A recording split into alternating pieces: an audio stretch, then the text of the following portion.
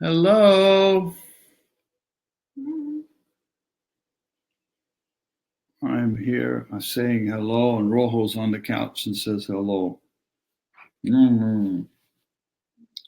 Wasn't much of a hello. Kind of quiet here now.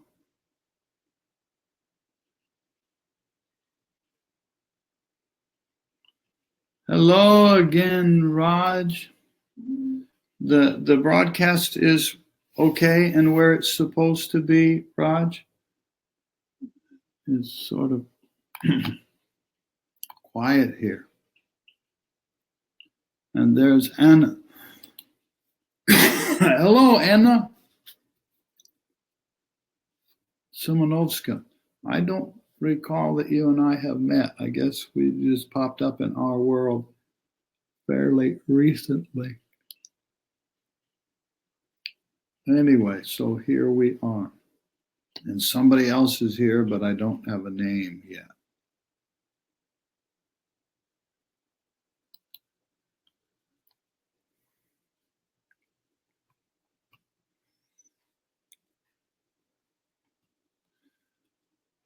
And so, and it's Hashim. Guten Abend, Hashim, or Guten Tag. I guess it's still Tag. Tag is always safe, huh? Yeah. And so Matri had the idea that it might be a good time to go through this Kundalini article again. And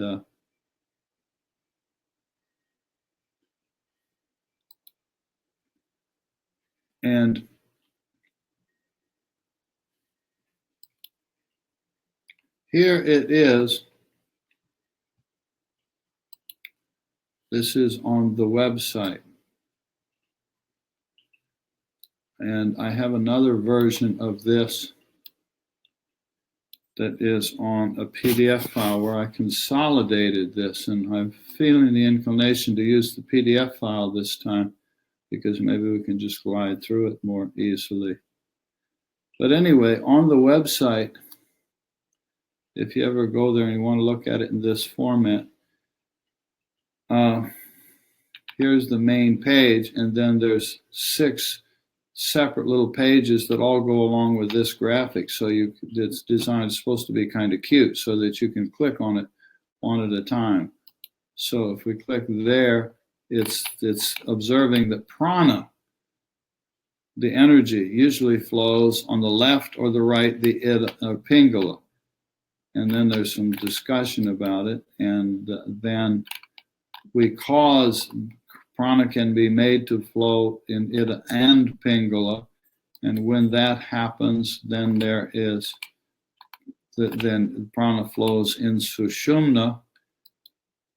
And then the Kundalini energy is awakened. Crude graphics, but I think it makes the effect. Then the next one is that the Kundalini starts rising. And the idea is that then the Kundalini reaches the crown chakra. And there we go, off into Samadhi and Turiya and all that kind of good stuff, huh? How's that? I'm going to now, if I may, I'm going to go open up the other thing here.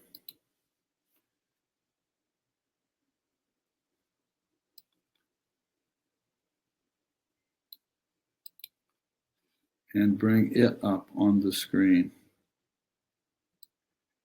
I'm coming, be patient.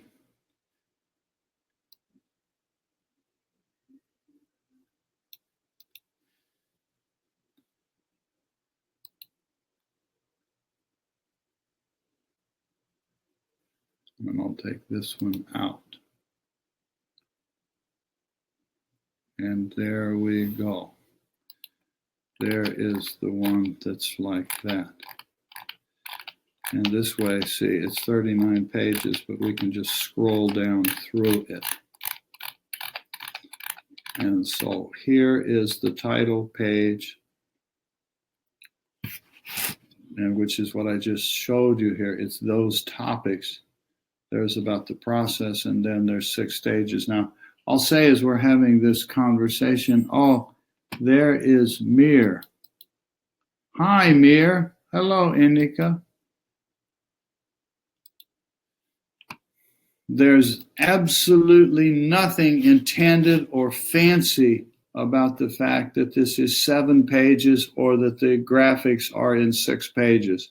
It's just when I started to think of creating this concept as a way of gently talking about an overview about this whole Kundalini process, something like this came to my mind. And I don't remember the exact sequence, but I thought, well, I should be able to do this in 4 sections. And then it just naturally evolved that it was 6 sections. I'm saying that to you as preface, just to say there's nothing intended in here to be metaphysical or fancy or special or anything like that. I'm going to take this thing off here because now it's starting to feel a little warm in here. It's comfortable, but it's warm. And so I'm going to take that. I'm dropping things now. That's because I don't have any tea or any hot chocolate. I'm getting a look from those beady little eyes in the office there looking at me, you know. And so anyway, nothing fancy about these.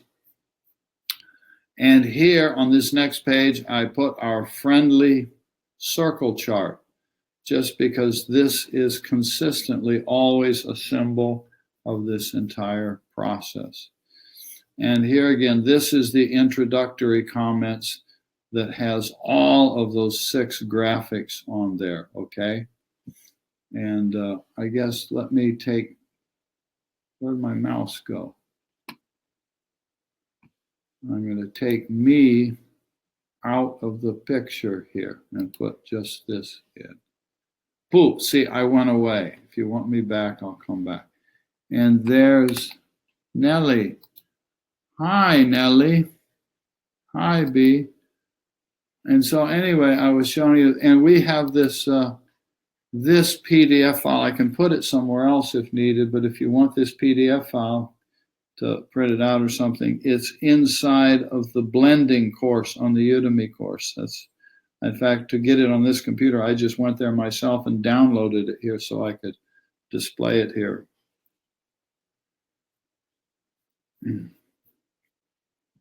Kundalini is innate for all people. This is just a simple point that I'm making here, that this energy that we're talking about, egos can get a little bit big over this. Says, you know, I have a Kundalini. My Kundalini is making me a great person or a great musician or a great something or other. Hi, Yolanda.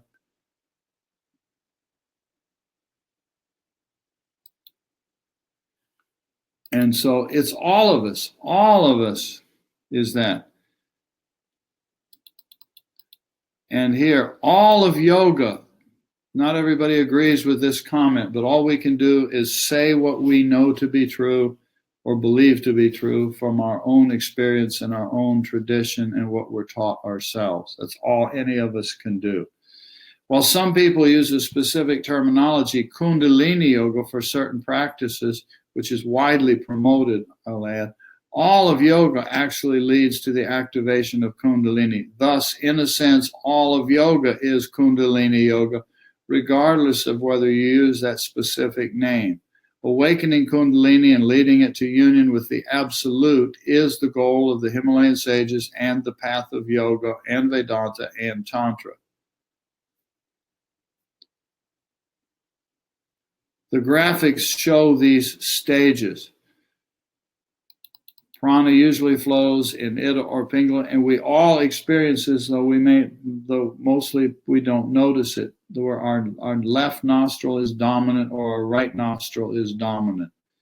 And we can cause it through awareness and finger techniques, Nadi Shodhana. We can change the flow and cause it to flow on one side or the other. And we can train it to flow in Sushumna. This is actually a key point in this entire process of yoga. Sushumna is a tremendous key point, one of the central principles. Then the Kundalini is awakened. then it is allowed to be led upward, and finally it reaches the crown chakra.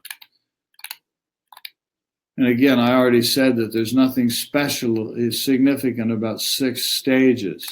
You could also say it in 3 stages. And this comment here, I just borrowed it straight from Swami Rama. Awakening, opening, or applying Sushumna. You do that, then you awaken Kundalini, and then you get the Kundalini to go to the crown. The principle there is that sometimes the Kundalini awakens, stirs, and it emphasizes one chakra. So it's in the 3rd chakra, and you feel this tremendous personal strength going on. It could be physical strength or mental or creativity strength. There is one energy, Shakti, that keeps taking on new shapes and forms. Each time the energy takes on a new form, we give it a new name. This is built into the way the world works. Tantra considers the universe to be a manifestation of pure consciousness. Through this process of manifesting, consciousness divides itself into 2 parts, which, though seeming to be separate, cannot exist without one another. They really are not separate, but they appear to be separate, Shiva and Shakti. Commonly, Shiva and Shakti are thought of as deities. Many people do that. But those are symbolic languages, so you can have stories and pictures. But Shiva is actually the static, formless quality. It is the ground, unmanifested ground. And Shakti is the creative aspect, the manifesting aspect, the dynamic aspect. Now, I'm not saying here that science agrees with Tantra, that they're not, scientists are not running around the world telling people how great Tantra are. Probably a few of them are. Modern science also considers these 2 forms of energy, though viewing it in different ways. Science includes, for example, potential energy and kinetic energy, recognizing that they are both manifestations of the same underlying energy. Tantra describes the unification of all as the pouring out of the energy of consciousness through manifestation of the Shiva, the static, through a veiling and projecting process of Shakti, thus creating the levels of the universe. At the physical level, modern physics also seeks to find a unifying principle source, and is in the process of explaining this unification through various subtle theories, which is a pretty fascinating thing to track. Hello, Jao. Hello again. Hello again. Here we are again. And so anyway, the metaphor I like to use is the ink and the word. Shiva and Shakti are inseparable and coexist. They are not actually separate, like ink and the written word. Now, we're looking on a computer screen. We all know that. But if we were to print this out on paper, what would we have? We would have a sheet of white paper and a bunch of black ink on it. Yet because of the shape of the way the ink is spread out on the paper, you and I see different words. Now, I would ask you, please enjoy this, as the saying goes, with child's mind. Just enjoy the beauty of this simplicity. It's the same ink that comes out of an ink container in the printer, and yet it spreads it out differently. And so we see this word as like, this as and, this as the, this as word, this as Shiva, this as Shakti. We see it different, yet it's both ink. So in the metaphor, Shiva is the ink, and Shakti is that momentum, that force that allows the ink to take different shape and therefore have different meaning. Now, I know that this is a very obvious thing. So I ask you, please ponder on this, give it some thought. And you see, there really is a beauty to it, that all we're doing is rearranging the ink. We're rearranging the molecules, and we end up with something very, very different. The journey of Tantra and Kundalini Yoga leads to Kundalini awakening and the realization of the Absolute, where these two apparently different aspects of manifestation are experienced in their original union. They were never separate in the first place. Shiva and Shakti are not separate, but they appear to be separate. If I'm drinking a cup of tea, this is just a silly example.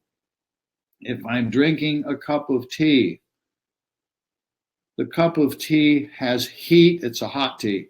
It's both hot and it has flavor in it. It's also wet. But the heat and the flavor coexist, right? Or we can say there's water and there's flavoring. They coexist. So in relation to the cup of tea, they are virtually one and the same. Concepts of Shiva and Shakti, this is just acknowledging that as with many principles of reality, some religious people and traditions think of Shiva and Shakti as anthropomorphic deities. Some of the art that is done in India, some of the paintings that are done of Shiva and Shakti as deities, I think are absolutely beautiful, very, very skilled artwork. But those are turning the formless into form. They are actually principles, they are universal principles. They are not anthropomorphic deities. And I say that because that's where we're coming from in our understanding of this and experience. That's not to say that we should go invade all the temples and go to the art stalls that are selling the paintings and tell them to get rid of them. That's not it. These are beautiful symbols, but they are symbols. The actual journey of Kundalini awakening is an inner experience.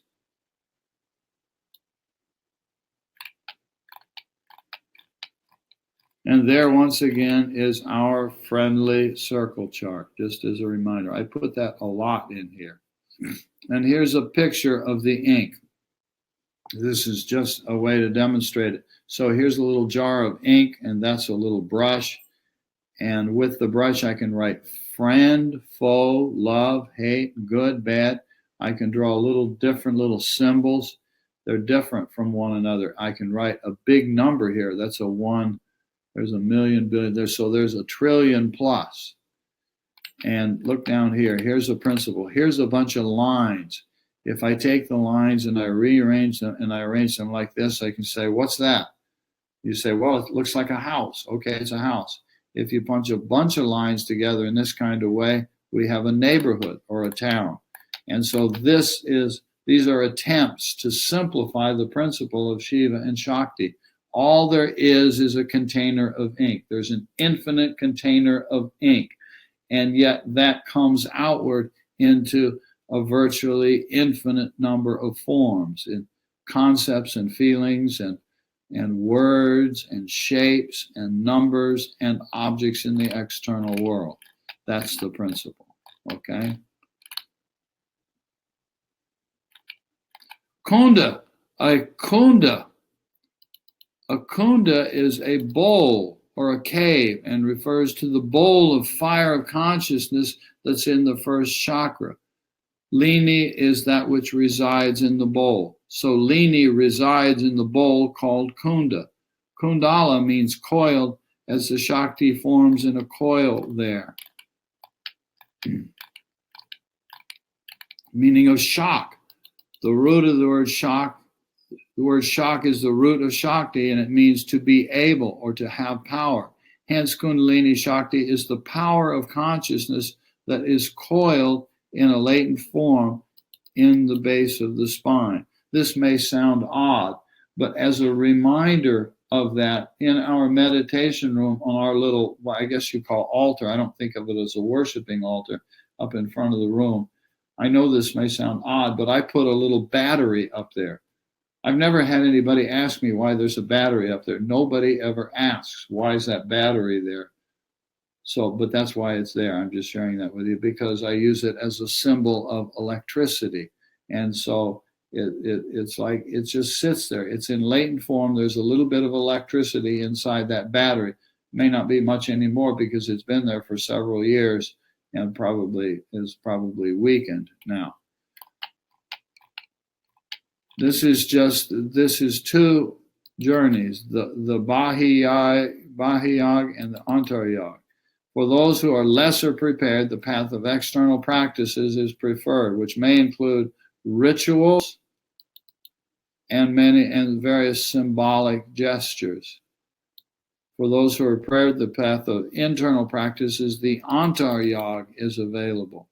And so different people are inclined in different ways. They're not in conflict, but in this tradition where we're coming from is consistently the Samaya, the purely internal Tantra. Now, it's awkward to talk about because you end up, it's not a question of passing judgment in a negative kind of way, but Samaya is the higher of the three schools of Tantra. It's a difficult thing to say if you're talking to somebody doing rituals. Some of the people around who were Swami Rama students and were teachers of other people did and still do a lot of fire rituals in the tantric sense. And this is not a criticism to say, oh, you should not do that. It's not that thing. They're all three valid. But the actual tradition that this place is about is the Samaya aspect, which is purely, totally internal. And so that's what it is.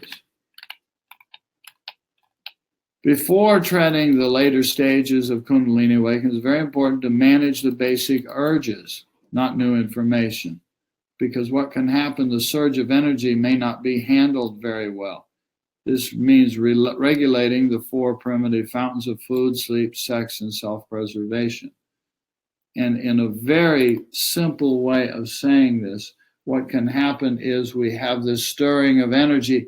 What happens? Think about this. We're all adults. We can talk openly. What happens when that energy surges and comes to the second chakra? What is it that everybody wants to do? Wants to have sex. This is not anti-sex. This stuff is not talking about saying everybody in the world should be running around being celibate and not having sexual encounters. That's not the point. But if we have no degree of regulation over these primitive urges, then every time this energy starts to stir, you dissipate it by a sexual release, and the energy falls back asleep. If it comes up into the third chakra and you feel this sense of power and you don't know what to do with it, you express it in some way of strength out in the world. This can be very, very useful to have strength in the external world, but the overuse of our power can be very destructive, maybe in relationship in family. And so it comes because we're not learning to regulate these urges. The approach in these writings is to describe the systematic process of intentional Kundalini awakening. However, it sometimes happens spontaneously with no intentional practices. And it doesn't mean that when this happens that one is suddenly, instantly enlightened. One may say that these come from previous practices that are not remembered. But in either case, I'm saying here it doesn't matter that it may be the perception of the individual that I did nothing. The ego can say, I'm holy, I'm a saint, so my Kundalini awakened. Regardless of how they come, there is some amount of time and effort needed to integrate the effects. And this is, I'm not sure what word to use here, but it's somewhat common. Let me see what Zhao said here. The ink metaphor stands out for our mind field, representing the objects of the world or the external objects themselves. Everything. Yeah, the ink metaphor means literally everything. That's why when I made that little picture, I put some words over on the left and I put some squares and triangles and like that. And then I put a number down there, and then I built a little house out of lines. Hi, Johnny. The point there is that literally everything in infinity, everything in the universe is Shiva, is the dance of Shiva and Shakti. Hello, Matesh.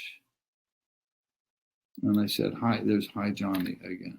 So anyway, I hope that helps, Jao, to answer that. That's the idea. But what you and I are trying to do by our journey inward, it doesn't do to just say, for example, well, my hand is made of Shiva. Now, as a contemplation, this is very useful. You know, this block here is Shiva. This pen is Shiva. My hat is Shiva. My body is Shiva. The wall is Shiva. The computer is Shiva. It's all one absolute reality that keeps manifesting out in different ways. So that may be useful, and it's useful to contemplate. But what we're trying to do is remember, I, as this me, is the microcosm. The entire universe is the macrocosm. The idea is that they parallel one another, that the whole universe manifested in the same way I do, or said differently, I manifested in the same way as the universe. So I am trying to trace my way back to the where I came from. Now remember the notion we talked about here briefly, that Shiva and Shakti literally are one and the same. They are one and the same, but they appear to be separate. So what we do is we follow the manifestation. And when we're doing our meditation, we do it systematically. We go from relationship to the world, yamas, we do some introspection, the niyamas, then we do asana, pranayama, pratyahara, dharana, dhyana, samadhi, and that's a systematically moving inward. One of the ways of describing that is that I am tracing the Shakti back to the source from which it came. So I guess that's making some sense, huh? Matesh, I was just said when we first started here, I have not posted this PDF anywhere in particular. It's on the website in website form, and I had that up a moment ago. I'll show you this again just so you can see it. There, see, this is off the website, and this that we've been looking at is the PDF. I just, for whatever reason, chose to go through the PDF version today. I made this PDF version of the website.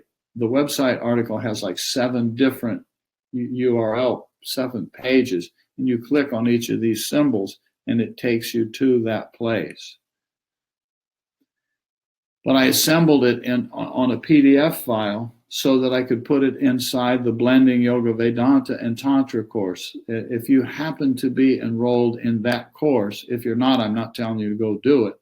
But if you're enrolled there, then it's already there, and you can download it from within that.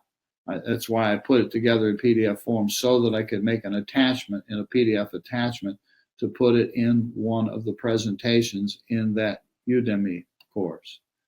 But what you're looking at on the screen right now is the website. And so it's on the website in non-PDF form. I can figure out where to put it on there. I could put it up in the Abhyasa Ashram Satsang group too, if that will help everybody. If that will help, I can put it there as well. Let me see if I can do that. I'll go here. I'm going over here.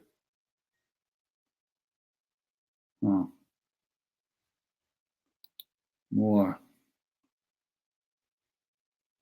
There's got to be a thing here. I'm looking. You can't see what I'm doing, but be patient. I'm looking. Upload file. I'm putting it in the Files tab.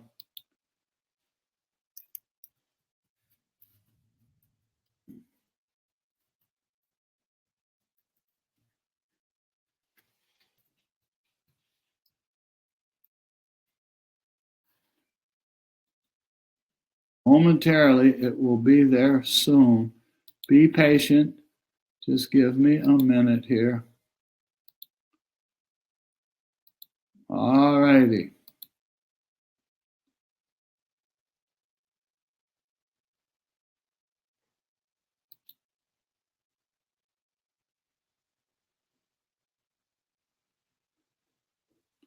Okay. This is now on the Abhyasa Ashram Satsang page. And it's on the left column, there's a Files tab. If you click there, it's the top one. You can download it there, okay? How's that for instant service? Yeah, okay. I think I've enrolled in that course, but you don't remember whether you went through it. All that work and you're not going through it. Oh, well, I'm just teasing. And so anyway, I'll take this out of here. And there we go. This is where we were. I just wanted to go through it this way. This is a key thing. It's very common. I get emails from people routinely saying, I'm very serious about my spiritual life and I want to awaken my Kundalini. And how do I awaken my Kundalini? And I'm not saying that, I'm meaning that to say it lighthearted because I really do understand that drive. We read an article, we read a book, we say, wow, this is what I want to do in life. And so it's sincere. I understand that. I'm not just griping, complaining about people, but it is pretty common.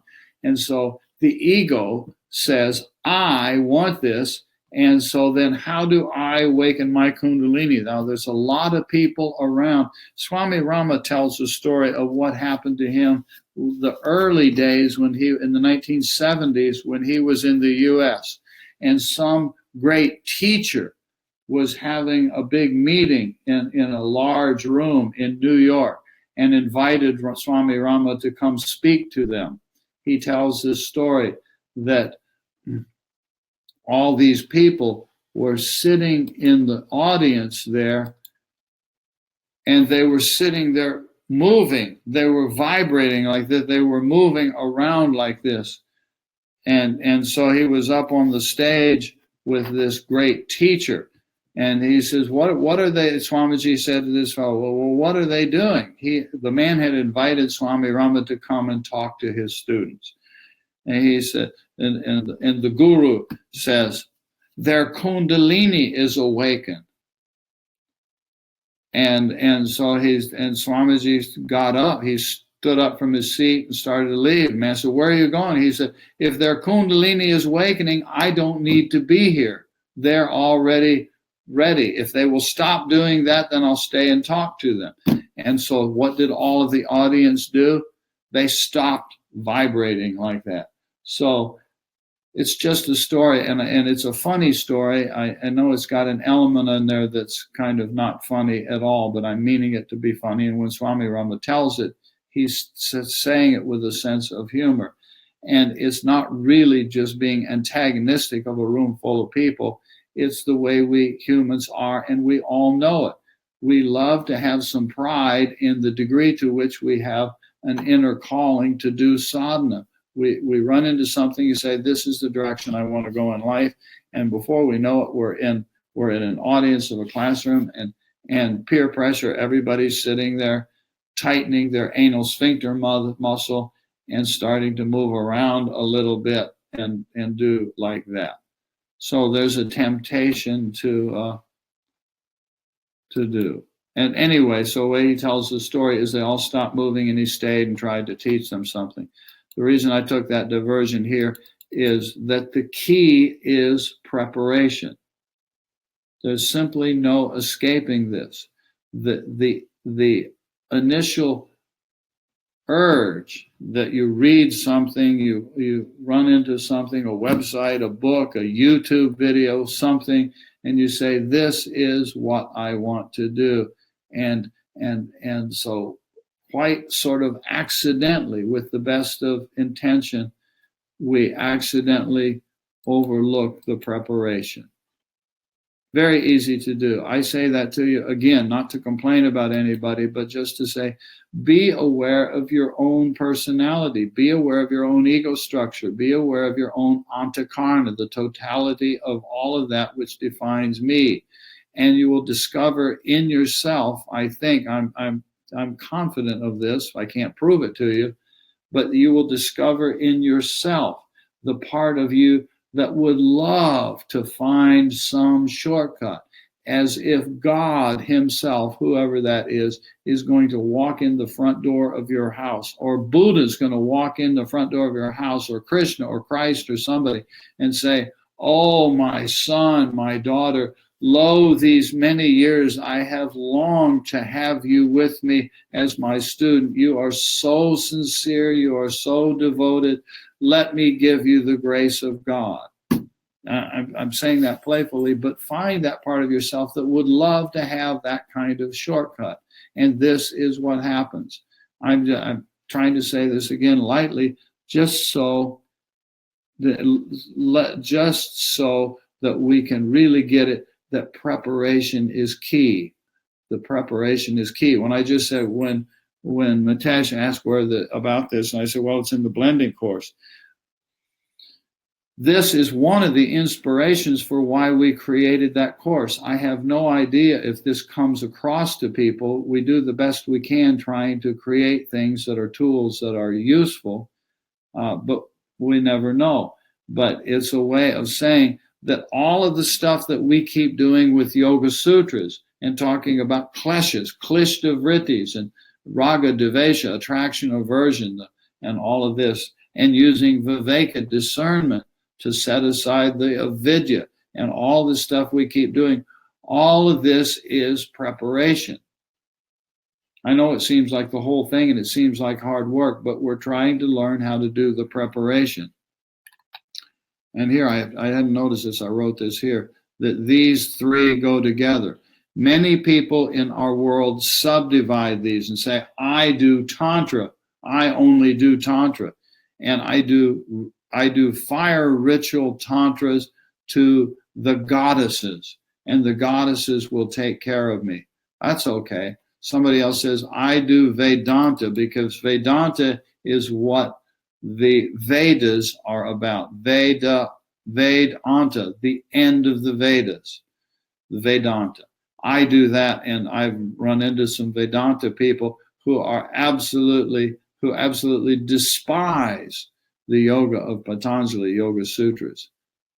Just strongly despise it. Others will say, I do Raja Yoga, the whole thing is there, and I don't need this.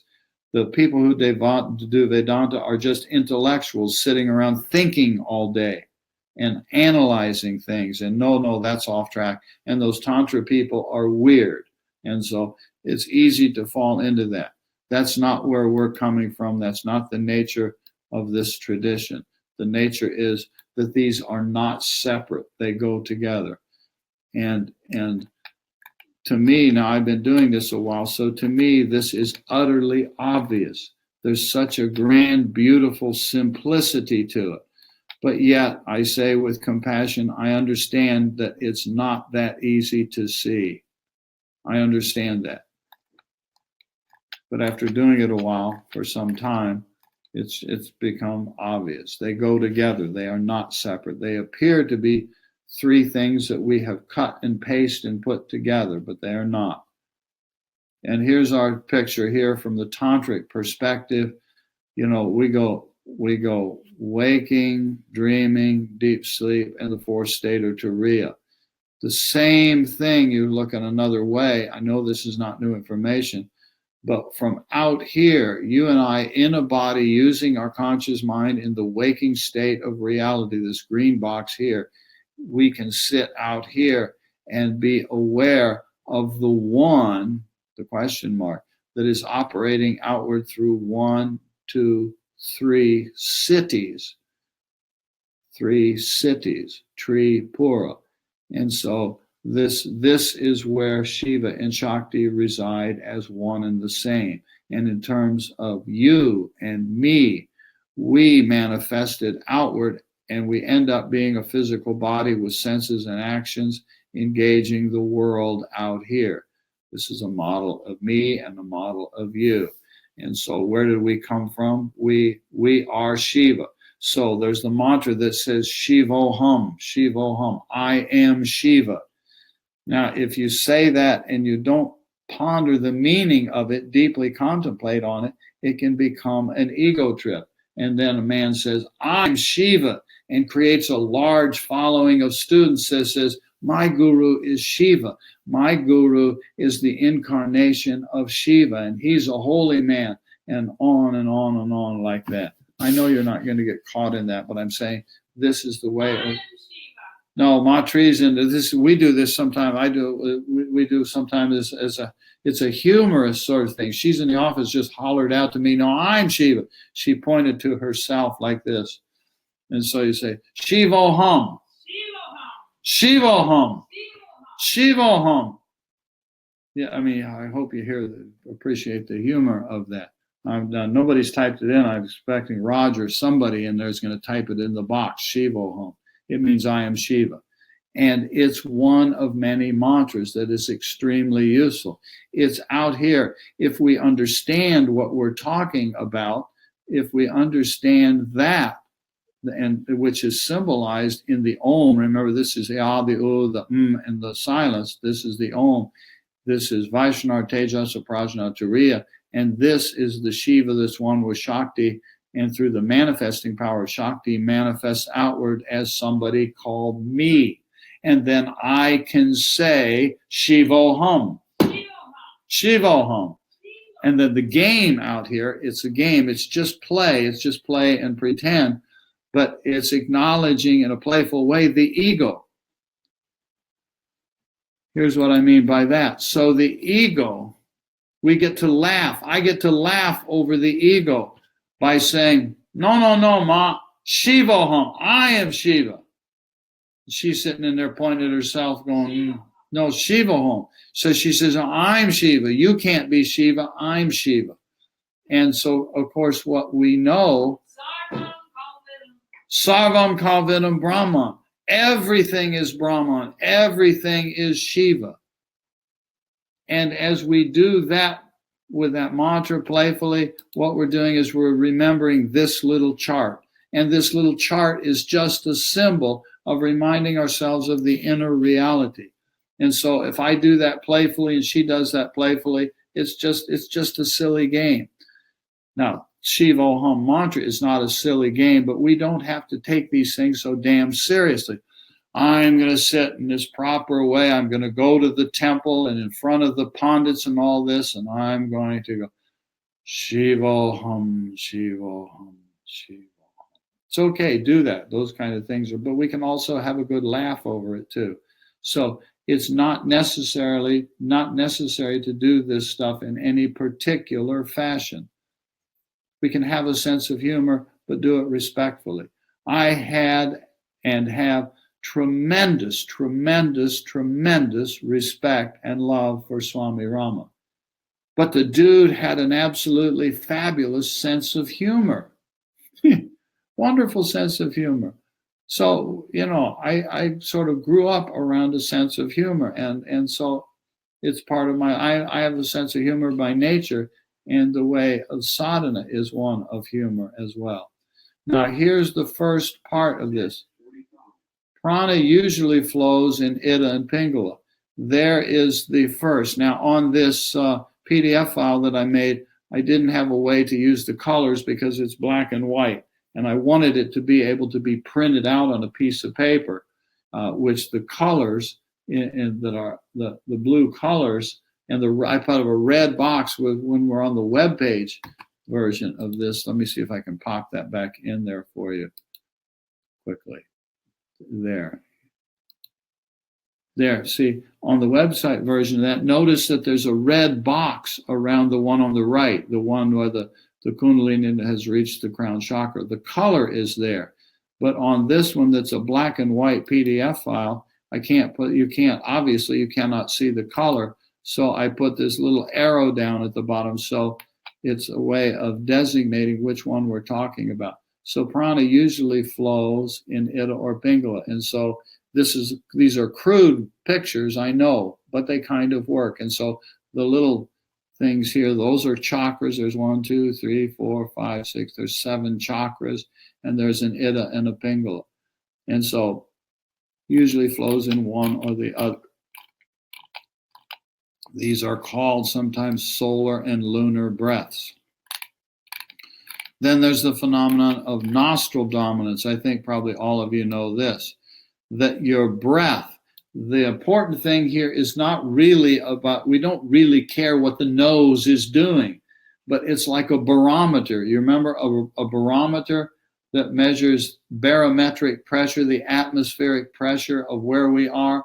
And we all kind of know this. When the weather report man says that the barometric pressure is falling, if it's falling, what do you know is about to happen? Bad weather is coming. Big storm is coming. Around here, they watch this very closely as a hurricane is approaching, because when a hurricane comes, the bigger the hurricane, the lower the barometric pressure. We don't care about this. I have you have this little instrument sitting there in your house, and it's the barometric pressure. You don't care about this particular instrument. It's just an instrument that's telling you about what's going on in the totality of this weather system. And so this is what the breath in the nostrils is about. It's not that we really directly care about what's happening in nostrils. It's about the energy behind it. And so this is like a barometer or a thermometer, which you stick in your mouth or your butt, and it tells you the temperature of the body. And if the temperature goes up, how high is it?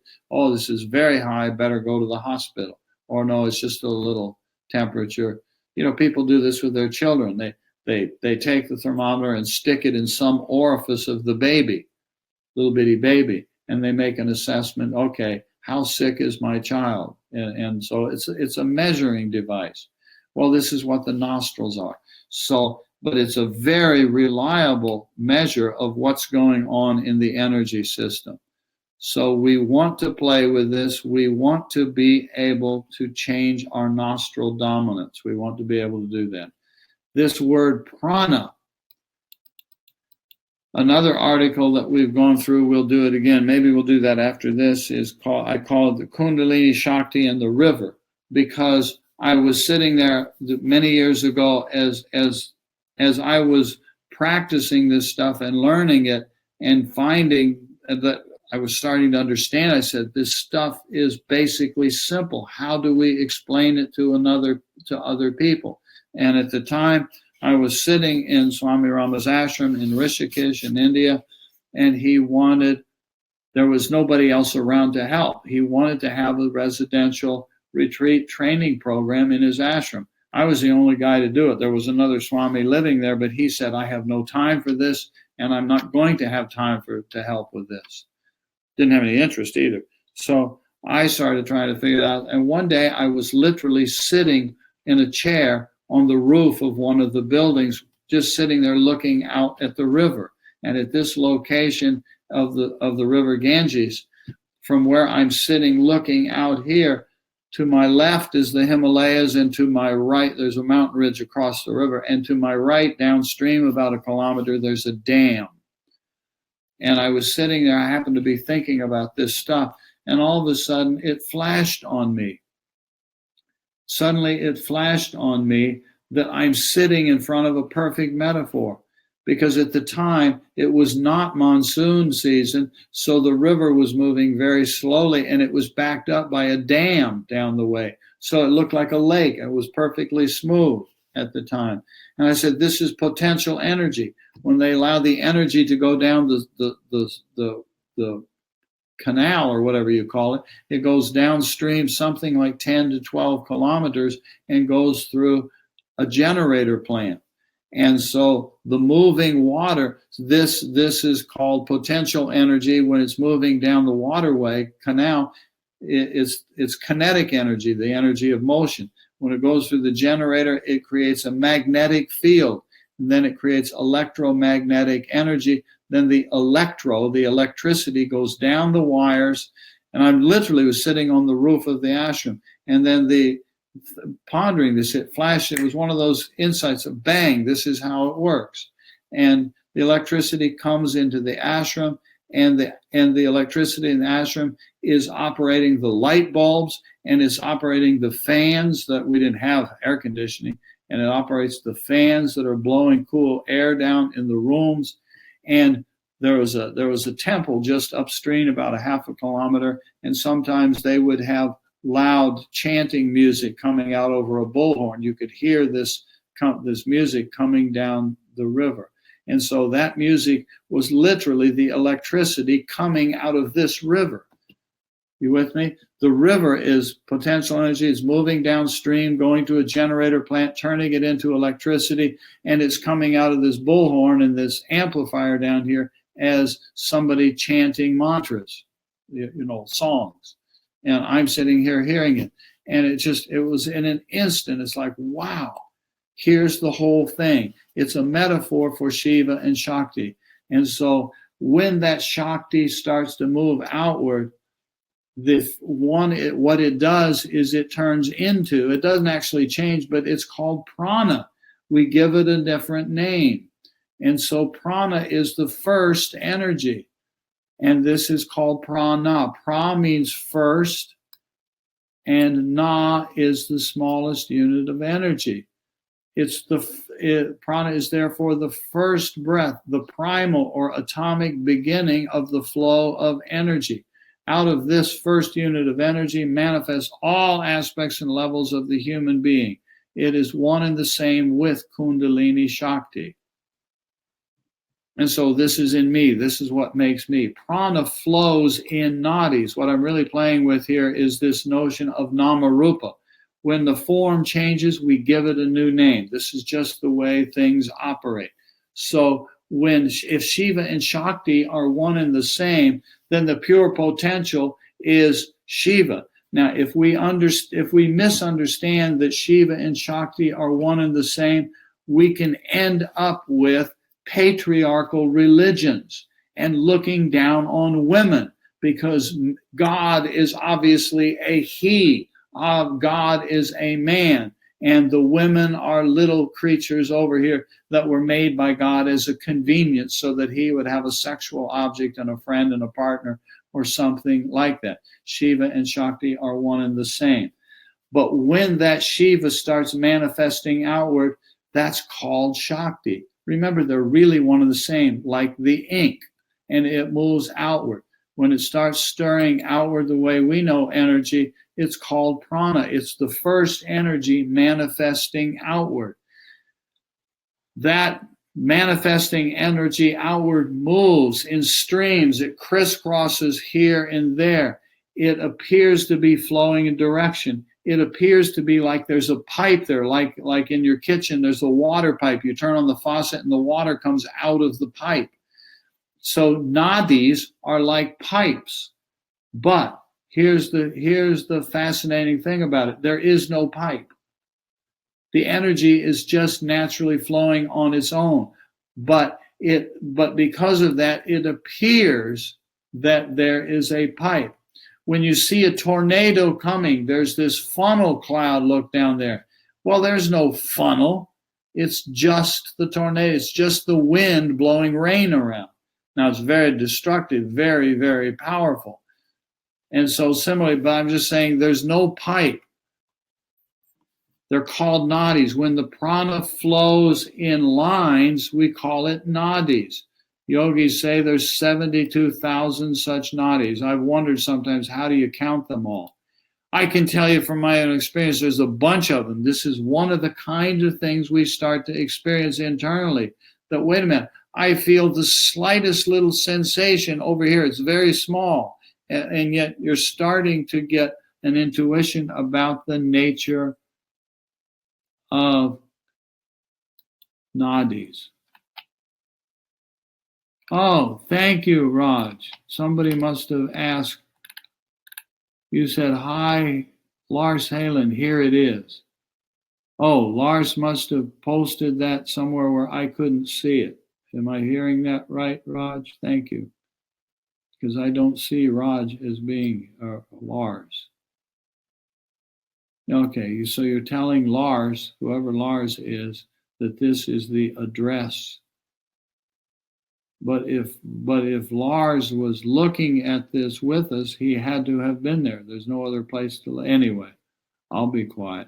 Constant flux of energy, says Raj. Yes, that's kind of the principle. And every time that constant flux of energy changes, we give it a new name. When those nadis, those thousands of nadis are zipping around here and there and everywhere, they cross from time to time. They're intersections. They are, as a metaphor again, they are like a highway intersection of, in U.S., what we call interstate highway sections. Every country has some of these where you have some really major highways come together and they make these roads that curve. They call like clover leaves, and the cars are going this way and that. There's this major intersection where you have an intersection of the prana that is flowing in nadis. Remember, it's all Shakti, and Shakti is one with Shiva and Shiva Hum. When you have an intersection of energy, you call it a chakra. If it's a major intersection, it's called a chakra. If it's a less major intersection, it's called a marmasthana or a marma. Now, the names don't really matter, but it helps our mind be happy to know, wow, there's actually names to go with this stuff. And so here's one of the principles. This is a picture of the Caduceus. You've seen this before. Every time you're in a hospital, doctors and nurses, they have this symbol often on their uniform that they're wearing, their clothes or their name badge or something. And it is actually a symbol of Sushumna and Ida and Pingala. And you can see the chakras there. That's what this is. Prana then divides itself further. Here are 5 vayus. Now, we talk about this when we're talking about Om Mantra, in the Om Mantra course, and when we're going through, I've been going through recently, Swami Rama's Enlightened Without God, transmitting it out here in our group here. And it goes through there and it talks about the instruments and channels that operate at the plane of reality called Vaishnavar and the plane of reality called Taijasa, the gross and the subtle. These vayus are a part of that process. These vayus are flowing. It's prana, it's energy, it's Shakti. But when it moves in these grosser kinds of ways, we call it a vayu. I don't know why they give it the different names. There's pranavaya, apanavaya, samanavaya, udanavaya, vyanavaya. And if you really want to know, I've had people ask me, please, where can I find a book about this that will explain this to me? And it's sad, but that's not the way you understand these. The way you understand these is you simply must cultivate your own curiosity. Now, I don't care if you do this sitting with your head, neck, and trunk straight in meditation posture, or laying on your back in a nice shavasana posture, or just curled up on your couch or your bed, or wherever you do it. But be aware inside, you can feel the flow of energy. You can feel an upward flow of energy.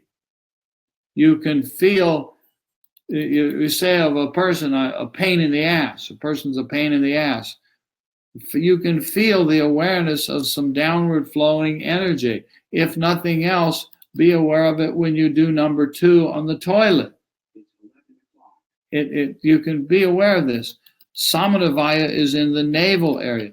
Udanavaya operates from the throat and drives exhalation. You have to snoop around inside. What's the significance of this?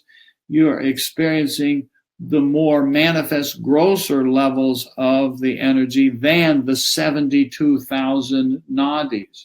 So we can experience a chakra and we can experience the flow of energies that's flowing around in our body and being. One of the ways of talking about Kundalini awakening has to do with prana and apana vayu, is the tendency of this, and you can feel it internally. It doesn't have to be like a sharp, it's not like a sharp, electrical shock kind of energy that is very thin and bright and sharp, but you can feel the flow of energy. There's a warmth. Sometimes you feel a warmth in your belly. You feel love in your heart, right? When you give or receive an embrace to another person, you can feel an energetic warmth in your chest when you hug that person, when you receive a hug. This is energy. Feel these things. This is all I'm saying to you. This is the nature of the Vayus. Then listen to this. Prana drives the 10 Indriyas. Prana drives the cognitive senses. So it moves outwards. There's Vayus floating around. There's all these thousands of nadis. There's highway intersections called chakras. And there are 10 Indriyas. So when we get out of bed in the morning, all of this stuff switches on and my Indriyas switch on again. And I take my feet out of the bed and I put them on the floor and I say to my partner or my friend, good morning, or you meet in the kitchen. So yeah, I run into Matri in the early morning. She's making a tea. Goeiemorgen. And so you greet one another. Well, before you go greet that person, you went through a transition where you came from the deep sleep state or the dreaming state and you got out of bed. And these pranas, these nadis, these chakras, these vayus started switching on and flowing. And then the Indriyas switched on so that you could operate the body to turn the mouth on to say, Goeiemorgen, good morning. Hoe gaat het? How are you? And she's taught me that I know how to say geweldig, which means good. I don't know how to say in Dutch, I'm having a terrible day.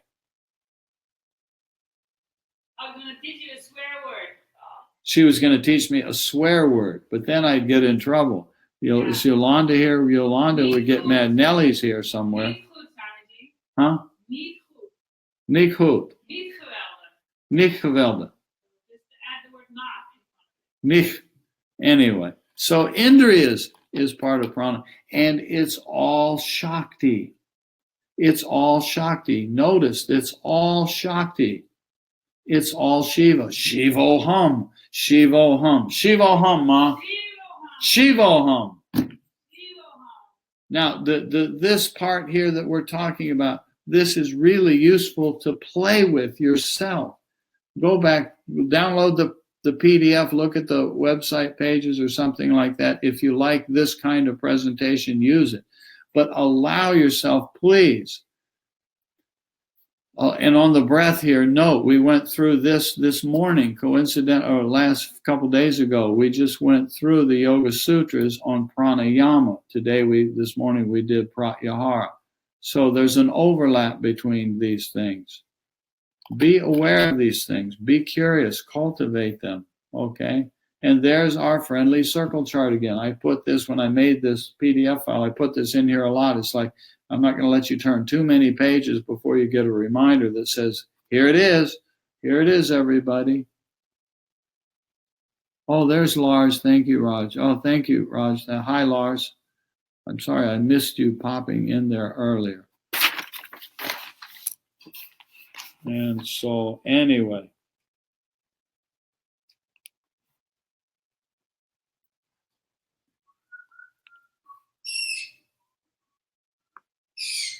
We should pause here, and we will pick up here next time, and just have some conversation about this. And I'll just see. There's my little black triangle down there. So next we're moving into prana is made to flow in Ida and Pingala. Anyway, so there we go. Shivoham, Ma. Shivoham. Come here. Please. Yes, sir. Woof, woof. Woof, woof. Sit. Go ahead. Try it. Shivoham. Shivoham. Shivoham. Shivoham. Shivoham. No. Shivoham. Oh, now Rojo's over on the couch claiming to be Shiva. Shiva. This little quiet little voice came up from over there.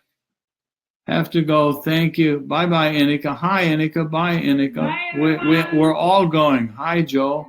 Thanks for playing and visiting, Joe. Welcome, Lars and Joe. Yes. Lars. Okay, so anyway, to be convenient. Remember that as we're touch pharmacy, that is who Shiva. you are. You are Shiva and you are Shakti. Yes. And so I want to just leave you with one thought is ending this. Remember where we started. Shiva and Shakti are one and the same. So it's not really true that I am the possessor of Kundalini. I want to awaken my Kundalini. Do you hear that? Ego is claiming ownership of the Kundalini. The Kundalini is Shakti, and it's one with Shiva. And out of all of that manifests an ego that can say me. And then this ego is so sneaky that it does something like saying, I want to awaken my Kundalini. It claims to be the owner of the Kundalini. Hear the humor in that. And I'm not meaning that as ill will towards anybody. Notice how natural, how easy it is to have those words come out of the mouth. My Kundalini. So play with it. Shivoham, Shivoham. There's Nellie. Nellie is Shiva. Indeed. Tatramasi. And Jean gave us a smiley face. Tushrain, you are most welcome. Thank you for visiting and getting together and play. This is all a nice game, isn't it? So we'll end and we'll do my boss, the director, has me working this afternoon. She's a nice boss, but she's persistent. We're making a new course. Should I tell them what it's called? Okay. It's called Transitioning into the Yoga of the Ancient Sages. Wow. It's a neat title, isn't it? And it's intended to be what it says, a help to people who are familiar with modern postural yoga studio style of yoga, and helping coach them, guide them through in some way the process of integrating. We use the word transitioning, but also use the word integrating what they're doing with the traditional. That's what we're working on now. We're having a lot of fun with it, and I think it's going pretty well. The director is doing a fine job, and she seems to be pleased with the talent. So it's coming together nicely. And anyway, so she's putting me to work this afternoon. She had me in there the last 2 days, all day, basically, for 2 days. Seemed like all day, seemed like weeks. But I think that we... You recorded 40 fragments. 40? 40, yeah, because one was that when the 40 was green, so one was the 40. So we have recorded 40 little videos in the last 2 days. Boy, she's a slave driver. I have to say that quietly. I can look back at the recording time. I can what? I can look back at the recording. Oh. She's saying, doesn't matter what I say, she can look at the recording later and know what I'm saying. Anyway, thank you for playing all. Bye-bye. Dewey, and Shivo Hum.